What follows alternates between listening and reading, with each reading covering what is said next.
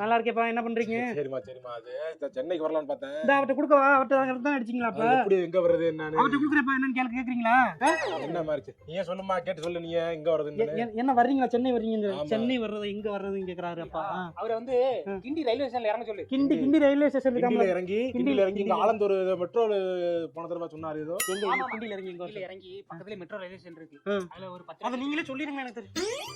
அப்ப அதுக்கு கிண்டில இறங்கி மெட்ரோ 10 ரூபா ஸ்டேஷன் ஏதோ மாறி வரணும்னு சொல்றாருப்பா. ஆட்டோ மாறி வரணும்ன்றாரு.